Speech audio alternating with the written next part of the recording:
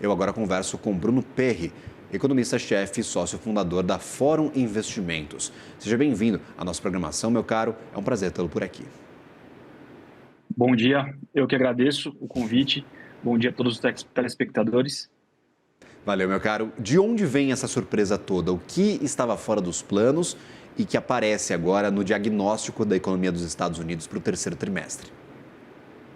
Olha, eu diria que o principal destaque, de longe, vem do consumo das famílias, né? O consumo das famílias mostrou uma aceleração bastante importante em relação ao trimestre anterior. Então, até fazendo um paralelo, lembra um pouquinho o que a gente tem observado aqui na economia brasileira. O consumo das famílias veio forte, a gente tem nos Estados Unidos a fotografia de um mercado de trabalho ainda apertado, ainda que esse venha passando por uma desaceleração um pouco incipiente, né? E pressionando aí a renda real dos consumidores americanos para cima, né? Favorecendo a renda do trabalho do consumidor americano. Então, o que a gente observou foi um consumo das famílias tendo um resultado bastante forte sobretudo, a parte de serviços, né, que é mais sensível à renda e menos sensível ao crédito, dando um resultado aí, contribuindo majoritariamente para essa surpresa forte no PIB dos Estados Unidos no terceiro tri. E tu acredita que esta força da economia dos Estados Unidos possa dar munição para o Fed efetivamente pausar os cortes de juros na próxima reunião? Isso pode correr contra o argumento de Donald Trump e de alguns diretores que demandam cortes maiores? Olha, na minha opinião, seguramente isso vai acontecer. A nossa perspectiva anterior já era de que depois da última decisão do Fed, onde houve o corte de 25 pontos base, ele já entraria num modo de pausa e só mudaria essa perspectiva de pausa na próxima reunião caso os dados, sobretudo no mercado de trabalho, mas também com muita atenção para esse dado do PIB de hoje, piorassem muito. Então, foi justamente o oposto, né? Quer dizer, o mercado de trabalho continua dando sinais, mas, como eu disse, ainda incipientes, né? Precisariam ser mais intensos. E agora, o PIB do terceiro tri, embora a gente esteja olhando um pouquinho para o retrovisor, né? Teve esse atraso na divulgação, ele trouxe o sinal totalmente trocado, né? Em vez de ele mostrar uma desaceleração em relação ao segundo trimestre, que já tinha vindo forte depois de uma pequena queda do PIB no primeiro tri, ele mostrou uma aceleração muito significativa. Então, algumas projeções de crescimento do PIB dos Estados Unidos ali em torno de 1,7, 1,8, talvez comecem já até a ser revistas para esse ano para algo mais próximo de 2%. E essa dinâmica ela não tende a se desacelerar tão rápido, né? Sobretudo no momento que o Fed vem cortando já juros paulatinamente. Então, para mim agora, o cenário é de uma pausa na próxima reunião, um Federal Reserve cada vez mais sinalizando está no modo data dependent, né? Ou seja, olhando dados para tomar seus próximos passos, para decidir seus próximos passos. E as Treasuries hoje, né, já refletem bastante isso. A gente vê hoje as curvas de juros dos Estados Unidos, né, as chamadas Treasuries, precificando para cima essas taxas, justamente por esse dado forte e ignorando um pouquinho a desaceleração marginal que a gente viu na leitura da inflação implícita do PIB, né, o PCE, que veio em linha, mas mostrou uma desaceleração, mas eu acho que esse lado da atividade mais forte foi o que pegou mais na reação dos mercados. E aí este dado que nós temos recentemente publicado, do CPI publicado por estes últimos 2 meses, na tua opinião, pode ser um dado levado em consideração? A gente vai ter facilidade para interpretar dados de inflação para estes próximos meses? Por quê? Dado de outubro não existe, dado de novembro, quando eu abri, estava cheio de lacuna. O próprio escritório de estatísticas de trabalho fala que teve dificuldade para captar os dados e alguns realmente não vão aparecer na pesquisa. Como é que a gente segue a partir de agora? É mais um argumento para pausa? É mais um argumento, claro, porque o dado ele até existe, né? Mas a qualidade desse dado, ela piorou.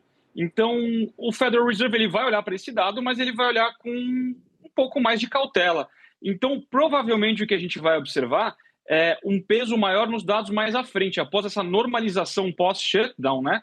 Então, o Federal Reserve provavelmente vai estar olhando para o CPI dos meses à frente, tirando efeitos sazonais desse CPI, analisando para entender a dinâmica da inflação, para entender se essa, de fato, está rodando ali no sentido de se aproximar do centro da meta. Hoje ela vem se aproximando paulatinamente, mas ainda está um pouco distante, né? É que o Federal Reserve hoje ele trabalha mais com esse duplo mandato. Apesar dela ainda não estar rodando na meta, ele olha para as expectativas, mas ele olha também para essa desaceleração do mercado de trabalho para ir suavizando um pouco esse ciclo. Agora, essa suavização ela vai ser paulatina, porque ele não quer perder o controle desse movimento, sobretudo com tanta tensão geopolítica acontecendo e a pressão do Donald Trump sobre a política monetária, que nunca é construtivo. Os dados dos primeiros 2 trimestres deste ano estavam sujos por conta de guerra comercial. Primeiro trimestre com muitas importações, pessoal correndo para comprar produtos de fora antes das tarifas, e o segundo trimestre com uma queda abrupta dessas importações, porque já tinha todo mundo comprado o que precisava, feito estoque e estava esperando o resultado das tarifas. A gente já pode ver um dado mais limpo nesse terceiro trimestre em relação à guerra comercial?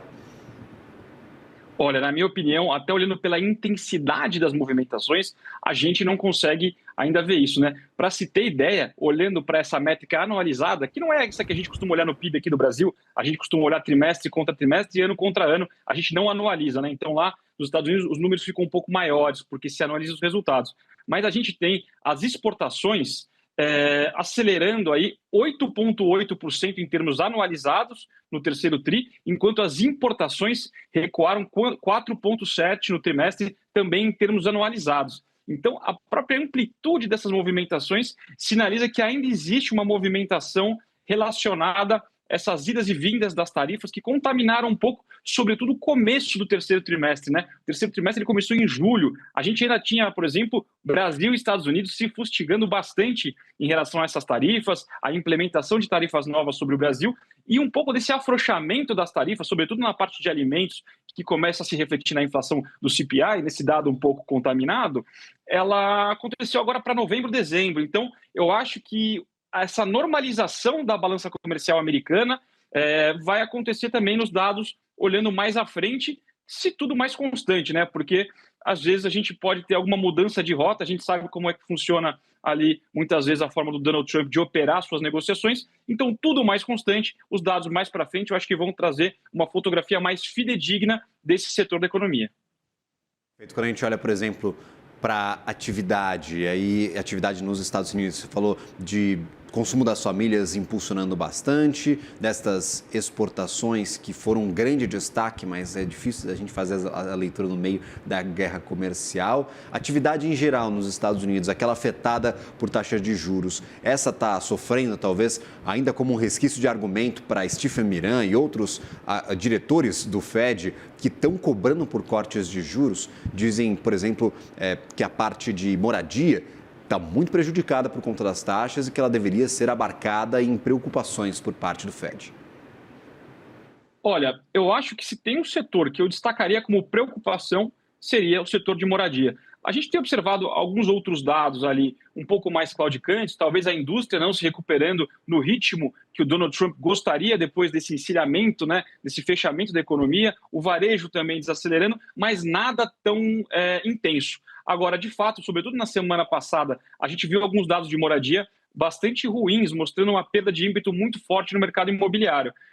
No ambiente de juros altos, e o mercado americano ele é muito sensível a juros, a gente pode ter consequências significativas, não só no mercado imobiliário, mas como o vazamento disso para o consumidor, né? Lá eles têm os mortgages, eles usam as hipotecas para consumir, então isso pode ter um desdobramento mais significativo. É claro que é cedo para dizer que a gente vai ter uma crise imobiliária nos Estados Unidos, mas assim, quando alguém da autoridade monetária que está municiado, inclusive de dados, né, que muitas vezes nós aqui do setor privado não temos acesso, e ele traz essa sinalização, eu acho que é um ponto de alerta, sim, que pode ganhar relevância nas próximas discussões. Lembrando que o Federal Reserve ele já vem tomando decisões, né, o FONC, né, que é o Copom americano, já vem tomando decisões de forma dividida. Então, eu acho que isso pode começar a aparecer mais no radar ali e talvez em algum tipo de comunicado daqui para frente. Perfeito. Eu gostaria de agradecer imensamente Bruno Perri, economista-chefe e sócio fundador da Fórum Investimentos, por nos ajudar a entender esse cenário, o que está acontecendo com a economia dos Estados Unidos, quais são as grandes surpresas positivas e negativas que vêm de lá. Agradeço. Um bom final de ano a você, boas festas, meu caro. Até a próxima. Muito obrigado e até a próxima. Valeu.